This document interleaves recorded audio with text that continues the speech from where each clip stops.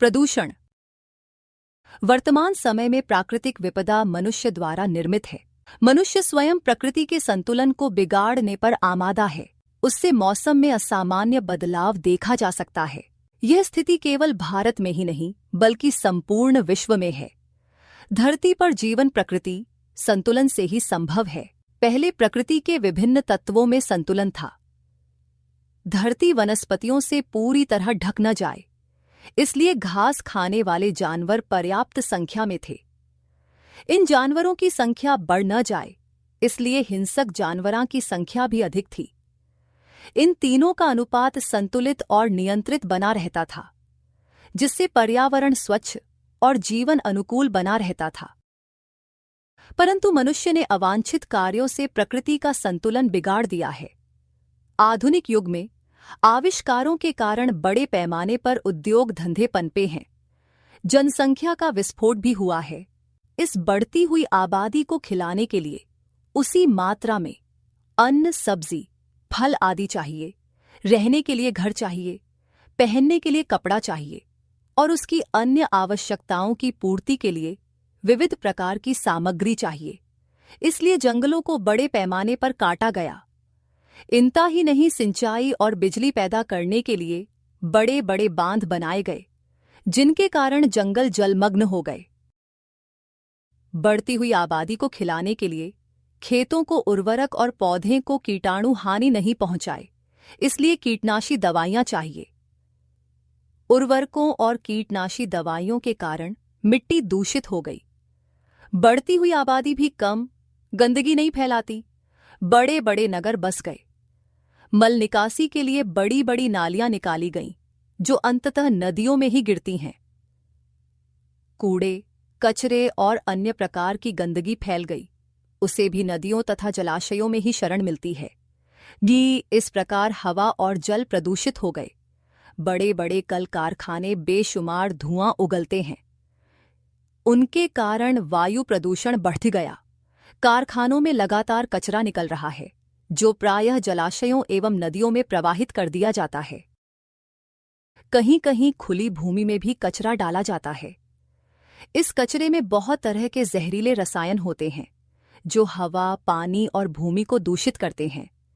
इस तरह आज धरती, पानी और हवा तीनों ही प्रदूषित हो गए हैं। वैज्ञानिक आविष्कारों के फलस्वरूप विभिन्न प्रकार के थल, जल और नभ में चलने वाले तेज से तेज वाहन बनाए गए। इनसे यातायात में बड़ी सुविधा हुई। दुनिया छोटी हो गई और लोग एक स्थान से दूसरे स्थान तक शीघ्रता एवं सुगमता पूर्वक पहुंच जाते हैं। बड़े जलयान और वायुयान लगातार धुआं उगलते और शोर मचाते हैं।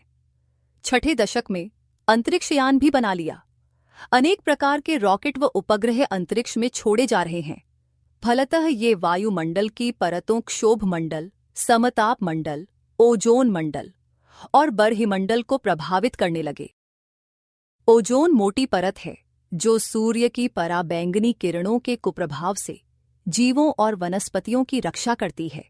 वैज्ञानिकों का कहना है कि जब तक पृथ्वी की चारों ओर ओजोन की परत नहीं थी, तब तक धरती पर जीवन प्रारंभ नहीं हुआ था।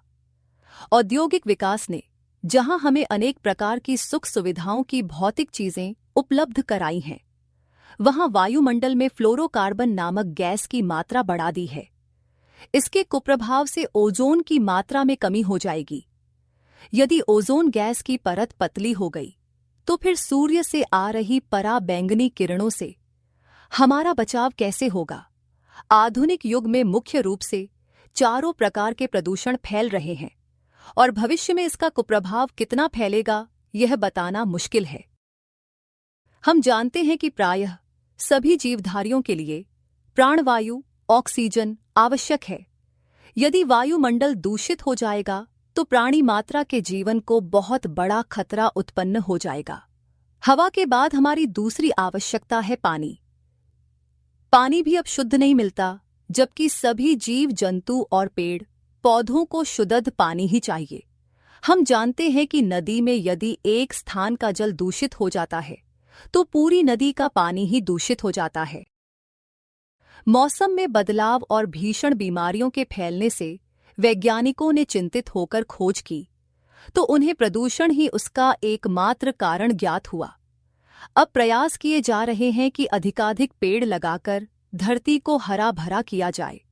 रासायनिक उर्वरक और कीटनाशी दवाओं का उपयोग आवश्यकतानुसार कम से कम किया जाए। यातायात के साधनों का उपयोग कम से कम करें। ये अपनी धरती को हरा भरा बनाने का प्रयास करें। कारखानों की चिमनियों को न केवल ऊंचा किया जाए बल्कि उनकी गंदगी को रोकने का प्रयास किया जाए। यातायात के साधनों में भी धुआं कम से कम निकले और विषैले पदार्थ नदियों में न प्रवाहित किए जाएं। हमारी भूमि जहां तक हो सके विषैली न हो, इसके लिए भी प्रयास किए जा रहे हैं। हमारे कल कारखाने और तेज चलने वाले वाहन भीषण जोर करते हैं, उन्हें भी नियंत्रित करने की आवश्यकता है, क्योंकि इनके बीच रहने से आदमी का मानसिक तनाव बढ़ता है। हृदय की धड़कनें तेज हो जाती हैं। कभी कभी भीषण आवाज या चीत्कार को सुनकर हृदय धक से रह जाता है। यहां तक कि कभी कभी हृदय गति बंद होने से मृत्यु तक हो जाती है। प्रदूषण की समस्या विश्वव्यापी है, इसलिए विश्व की सरकारों के साथ हमारी सरकार और वैज्ञानिक मिलजुल कर प्रयत्न कर रहे हैं कि प्रदूषण को जितनी जल्दी हो सके नियंत्रित किया जाए। हम प्रकृति से तालमेल रखते हुए पर्यावरण को स्वच्छ बनाएं, जिससे धरती बनी रहे। फूल ही फल ही विटप विधिनाना, मंजू बलित बर बेली बिताना, गूंज मंजुतर मधुकर श्रेणी, त्रिविध बयारी बही सुख देनी, रतु बंसत बेहे त्रिविध बयारी, सब कहूं सुलभ पदारथ चारी। हमारा पर्यावरण रक्षा कवच है। यह हमें प्रकृति से विरासत में मिला है। यह हम सबका पालन करता और जीवनाधार है। वस्तुतः पर्यावरण रक्षण भारतीय संस्कृति से जुड़ा है। पेड़ पौधे और जानवर हमारे मित्र हैं। बड़े बड़े बगीचे और पार्कों को शहर का फेफड़ा कहा जाता है। हमारी संस्कृति में पेड़ लगाना पुण्य कार्य माना जाता है। पीपल, बरगद, आम, नीम, जामुन और आंवला जैसे उपयोगी वृक्षों के रोपण को महान धार्मिक कृत्य माना गया है। ये कार्य प्रकृति एवं पर्यावरण के प्रति हमारी आस्था प्रकट करते हैं। इन कार्यों से हमारे अंदर अच्छे संस्कार आते हैं। शिक्षा का सही लाभ तभी होगा जब हम अच्छे संस्कारों को बनाए रखें। पर्यावरण प्रदूषण को रोकने के लिए सबसे अधिक आवश्यकता इस बात की है कि प्रदूषण बढ़ाने वाले कारकों को रोका जाए। सरकारी स्तर पर इस दिशा में अनेक कदम उठाए जा रहे हैं।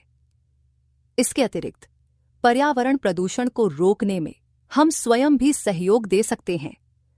हम गंदगी न फैलाएं। जहां गंदगी हो उसे साफ करने में सहयोग दें। अपने घर, पास पड़ोस और विद्यालय के परिवेश को साफ सुथरा रखें।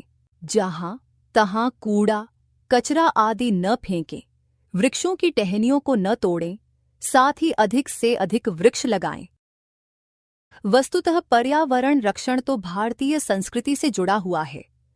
ये यहाँ पेड़ लगाना पुण्य का कार्य माना गया।